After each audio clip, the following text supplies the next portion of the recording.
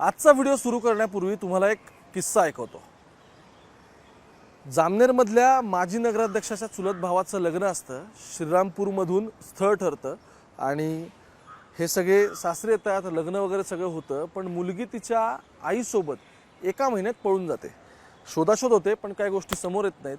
पण जवळपास 10 ते 12 दिवसांनी मुलीच्या आईचा फोन येतो आणि माजी नगराध्यक्ष पारस लालवानी यांना सांगितलं आता की तुम्ही 25 लाख रुपये द्या, नाहीतर मी तुमच्या विरोधात विनयभंगाचा गुन्हा दाखल केलाय, तो मात्र मी काही मागे घेणार नाही।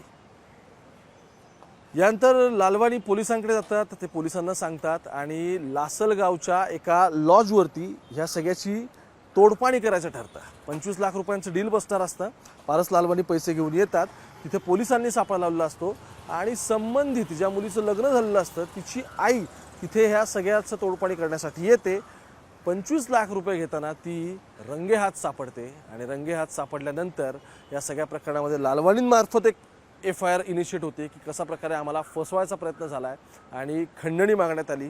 पोलिसांनी रंगेहात पकडलंच असतं आणि पहिल्यांदाच या गुन्ह्यामध्ये नाव समोर येतं। नाव आहे प्रफुल्ल लोढा। हे तेच नाव आहे जे तुम्ही आज सकाळपासून ऐकत असाल, कारण संजय राऊत यांनी संबंधित व्यक्तीचा फोटो ट्विट केला आणि फोटो कोणासोबत आहे तर फोटो आहे भाजपचे मंत्री गिरीश महाजन यांच्या संदर्भातला। आजचा व्हिडिओ सुरू करण्यापूर्वी काही महत्त्वाच्या प्रश्नांची उत्तरं शोधायची आहेत। एक म्हणजे हा लोढा आहे कोण, याचे पॉलिटिकल नेक्सस एक्झॅक्टली काय आहेत। आत्ताच्या घडीला ज्यावेळी लोढा पोलिसांच्या ताब्यात आहेत त्यावेळी काही गोष्टी सापडत नाही आहेत। त्यांनी त्याचा लॅपटॉप बघितला, पेनड्राईव्ह घेतले, त्यानंतर मोबाईल घेतला, पण काही सीडींचा उल्लेख होतो, त्या मात्र पोलिसांना काही सापडत नाही आहेत। त्या अनुषंगाने तपास आणखी पुढे चालला आहे। त्या सीडीचा एक्झॅक्टली संदर्भ काय आहे आणि तिसरं सगळ्यात महत्त्वाचं, संजय राऊत असतील, नाना पटोले असतील, जितेंद्र आव्हाड असतील किंवा अगदी थोड्या पूर्वी बोललेले एकनाथ खडसे असतील, हे सगळे नक्की कोणाकडे अंगुली निर्देश करतायत आणि या प्रकरणात आत्तापर्यंत काय घडलंय आणि लोढाचं नाव आत्ता गेल्या 4 दिवसात पटलावर येऊन पोलिसांनी तत्काळ त्याला ताब्यात घेण्यामागचं जे इंटरेस्टिंग नाशिक कनेक्शन आहे एका ॲडिशनल कलेक्टरचं म्हणजे अतिरिक्त जिल्हाधिकाऱ्याचं, ते नक्की काय, सगळ्या प्रश्नांची उत्तरं शोधायची। नमस्कार, मी ओंकार आणि मुंबई तकमध्ये तुमच्या सगळ्यांचं स्वागत। गोष्ट आहे एक 4-5 दिवसापूर्वीची।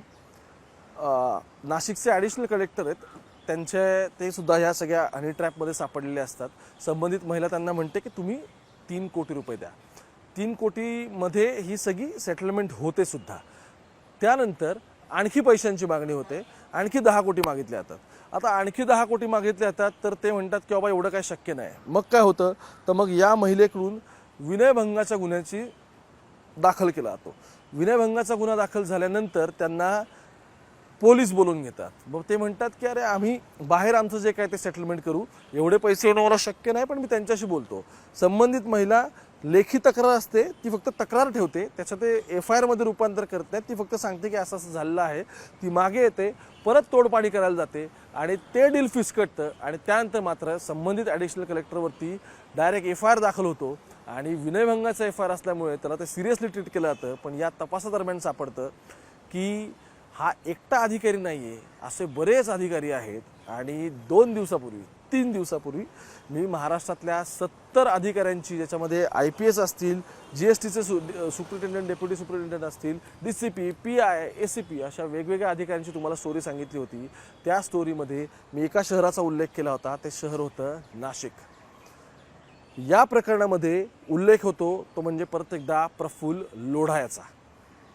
शेवटी काय होतं, प्रफुल्ल लोढाचं प्रकरण काय आहे, हा नक्की कसला दुवा आहे आणि हा एक्झॅक्टली कोण आहे की ज्याचं सारखं नाव येतं वेगवेगळ्या गुन्ह्यांमध्ये, म्हणून पोलीस तपासाला लागतात। आता तपास सुरू केल्यानंतर कळतं की मुंबईच्या चकाला इथे चकाला हाऊस नावाचं एक ठिकाण आहे जिथे हा गडी राहतो, याच्यावरती अंधेरी आणि साकीनाका या 2 ठिकाणी सुद्धा पॉक्सोचे गुन्हे दाखल होतात याच जुलै महिन्यात। म्हणजे हा जवळपास 15 जुलैचा संपूर्ण किस्सा आहे।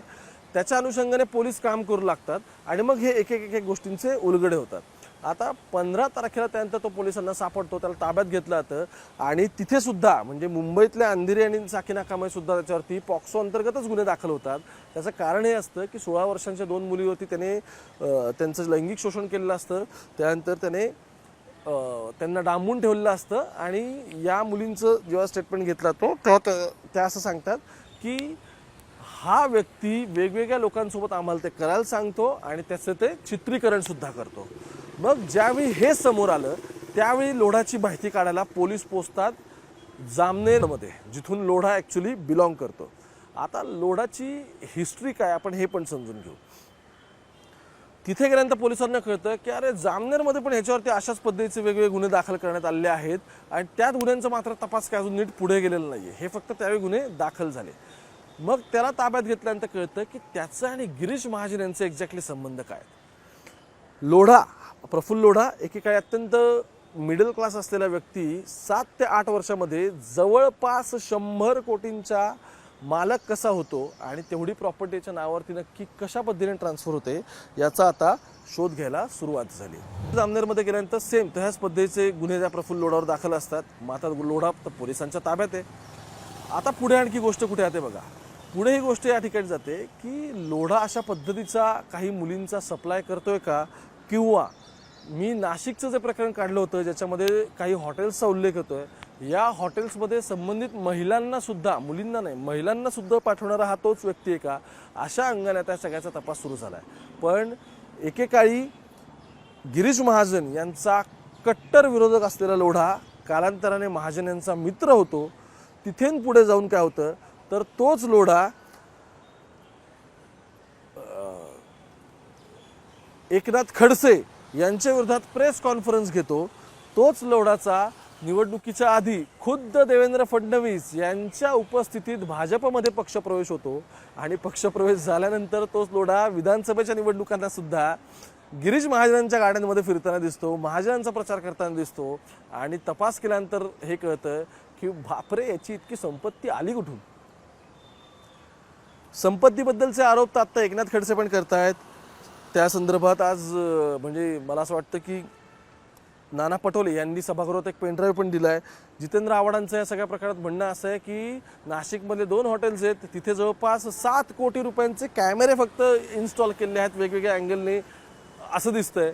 आणि त्याहून पुढे जाऊन काय सगळ्यामध्ये तर हे फक्त राजकीय आरोप प्रत्यारोप न राहता लोढाची हिस्ट्री काढल्यानंतर आणखी एक गोष्ट क्लिअर होते, ते म्हणजे आत्ता महाराष्ट्रात ज्या हनी ट्रॅपचा उल्लेख केला जातोय, या हनी ट्रॅपमधला हनी प्रोव्हाइड करणारा किंवा हे ट्रॅप्स रचणारा हा लोढाच तर नाही ना, अशा अंगाने आता त्याच्याकडे बघितला जातं. व्हिडिओचा पुढचा महत्त्वाचा भाग. लोढा तर महाजनांचा माणूस असं म्हटलं जातं, लोढाचे महाजनांचे संबंध असं म्हटलं जातं, तरी लोढा ताब्यात कसा काय आणि त्याचं उत्तर शोधायला आपल्याला 2014 जावं लागेल. 2014ला काय झालं होतं तर महाराष्ट्रात सत्ता बदलली, भाजपचे सगळ्यात जास्त आमदार निवडून आले, उद्धव ठाकरेंसोबत त्यांना सरकार स्थापन केलं, देवेंद्र फडणवीस स्वतः मुख्यमंत्री झाले. मुख्यमंत्रीपदाचा शपथविधी होणार आणि या शपथविधीला महाराष्ट्रातली एक व्यक्ती मात्र नाराज होती आणि ती काय जायला तयार नव्हती. शेवटी दिल्लीतून फोन आला आणि संबंधित व्यक्ती या शपथविधीला उपस्थित राहिली. नाव आहे एकनाथ खडसे. एकनाथ खडसे शेवटी महसूल मंत्रीपद त्यांना मिळालं आणि महसूल मंत्रीपद मिळाल्यानंतर सुद्धा खडसे फडणवीसांच्या विरोधात काहीतरी मोठा डाव रचतात असा फडणवीसांना शंका होती, किंवा त्यावेळी जे महत्त्वाचे गट तयार झालेले होते त्यातला देवेंद्र फडणवीसांच्या गटाला हे सगळं वाटत होतं की आपल्याला सतत सत्तेत राहून दिवसाचा सगळा प्रयत्न केला जातोय. आणि असं असल्यामुळे त्याच सरकारमध्ये एकनाथ खडसेंच्या जावयाचं भोसरीतलं MIDCचं प्रकरण काढलं, जिथे त्यांनी जमीन लाटल्याचं समोर आलंय असं देवेंद्र फडणवीस म्हणाले. पटलावरती गोष्टी आणण्यात आला, तपास कुठपर्यंत झालाय माहीत नाही, पण त्या नादामध्ये एकनाथ खडसेंना मंत्रीपद मात्र सोडावं लागलं आणि सरकारने त्याची 5 वर्ष पूर्ण केले. देवेंद्र फडणवीस सुद्धा 5 वर्ष मुख्यमंत्री राहिले, पण खडसेंना मात्र काही संपूर्ण मंत्रीपद आणि सत्ता उपभोगता आली नाही. यानंतर हाऊसमध्ये सुद्धा ज्यावेळी मंत्र्यांवरती आरोप होत होते आणि त्यानंतर प्रेस कॉन्फरन्समध्ये अशा ठिकाणी खडसेंनी एक उल्लेख केला होता. खडसे म्हटले होते, तुम्ही माझ्या मागे जे ईडी लावाल तर मी तुमची CD दाखवेल. आता तिथून आत्ताचा तपास सुरू आहे. या तपासात सुद्धा पोलीस काय शोधतायत तर पोलीस शोधतायत CD कुठे आहे. आता ही CD नक्की कोणत्या मंत्र्याची आहे ती कशा संदर्भातली आहे आणि जेव्हा आपण हनी ट्रॅपबद्दल बोलतोय त्यावेळी हे नक्की विषयांची सांगड काय घालायची हे घालण्यासाठी तुम्ही व्ह्युअर्स म्हणून तेवढे सुज्ञ आहात. पण गिरीश महाजनांचा ज्यावेळी यामध्ये उल्लेख येतो त्यावेळी संजय राऊतांचं म्हणणं असं आहे की 4 असे महत्त्वाचे लोक आहेत की ज्यांची विकेट पडणार आहे. त्यानंतर हनी ट्रॅप हा एक महत्त्वाचा मुद्दा होता हे सत्तांतरासाठी. हे सगळं सुरू असताना समांतर गोष्ट काय आहे तर लोढा तोंड का उघडत नाही आहे. आणि या सगळ्यात शेवटचा प्रश्न की ज्यावेळी देवेंद्र फडणवीस पटलावरती हे म्हणत आहेत कोणतीही हनी नाही, कोणताही ट्रॅप नाही, त्यावेळी देवेंद्र फडणवीसांना माझं आव्हान आहे, साहेब 2 दिवसापूर्वी मीच व्हिडिओ केला आहे, महाराष्ट्रातले महत्त्वाचे अधिकारी हे या ट्रॅपमध्ये कसे अडकलेत, त्यांनी सेटलमेंट कशा केल्यात. आणि इंटरेस्टिंगली माझ्याकडे अशी पत्र आहेत 2 की रेपचे ॲलिगेशन लावलेली महिला नंतर पोलीस स्टेशनमध्ये जाऊन लेखी जबाब देते आणि म्हणते की आमचा गैरसमज झाला. रेप हा गैरसमजातून कसं काय होऊ शकतो हा प्रश्नाचं उत्तर माझ्याकडे तरी नाही आहे. तुमच्याकडे असेल तर तुम्ही नक्की सांगा. पण ज्यावेळी संबंधित महिला त्याच पोलीस स्टेशनला संबंधित अधिकाऱ्याबद्दल गैरसमज झाला हे जर पत्र देत असेल तर तिने किती रुपयांची सेटिंग केली आणि कोणत्या कारणासाठी केली ह्या प्रश्नांची उत्तरं मात्र माझ्याकडे अजून सापडत नाही आहेत. तुम्हाला सापडली तर ती तुम्ही मला नक्की द्यावी. आणि सगळ्यात महत्त्वाचं हे प्रकरण फक्त नाशिकपुरतं पुणे मुंबईपुरतं मर्यादित नाही तर ज्यावेळी हे आणखी पुढे जाईल ह्या आणखी गोष्टी खोदून बघितल्या जातील त्यावेळी तुम्हाला सीडी नाही तुम्हाला त्यापुढे जाऊन आणखी काहीतरी मिळू शकतं. त्यामुळे येणाऱ्या काळात हनी ट्रॅपचं प्रकरण कुठे आता हे बघणं महत्त्वाचं आहे. पण लोढा हा यातला इतका इंटरेस्टिंग फिगर आहे की जो महाजनांच्या जवळ असून सुद्धा तो आतून तोंड उघडत नाहीये आणि त्याने जर तोंड उघडलं तर मग मात्र कोणते कोणते नेते या सगळ्यामध्ये येणार हे बघणं महत्त्वाचं आहे. फक्त हॉटेलचे व्हिडिओ नाही ते तर फार पर्सनल लेवलला गेलेला विषय झाला. पण हनी ट्रॅपमध्ये अडकवून ज्या अधिकाऱ्यांकडून टेंडर लाटले गेलेले आहेत, ज्या अधिकाऱ्यांकडून स्पेसिफिक कामं करून घेतलेली आहेत आणि असे काही लायझनर असे काही कॉन्ट्रॅक्टर ज्यांनी honey trap as a tool म्हणून वापर केला आणि त्यातून त्यांनी संबंधित कॉन्ट्रॅक्ट्स मिळवले, अशा सगळ्या गोष्टी येणाऱ्या काळामध्ये एक एक उलगडत जातील. जमेल तेवढे अनेक्डॉट्स जोडण्याचा प्रयत्न मी पण करतोय आणि येणाऱ्या काळामध्ये याच्यामध्ये आणखी कोण सापडेल हू नोज. पण आणखी एक शेवटचा प्रश्न तो म्हणजे जर महाजन यामध्ये इन्व्हॉल्व असतील असं विरोधकांना वाटत असेल तर महाजन तर किचन कॅबिनेट आहेत, देवेंद्र फडणवीसांचे एकदम ब्लू आईड बॉय आहेत. त्यांची चौकशी गृहमंत्री म्हणून देवेंद्र फडणवीसांचे पोलीस लावतील का प्रश्न अनुत्तरित आहे. तुम्ही मुंबई तक पाहत राहा. कॅमेरा पर्सन गोपाळासोबत मी ओमकार पुण्यावरून.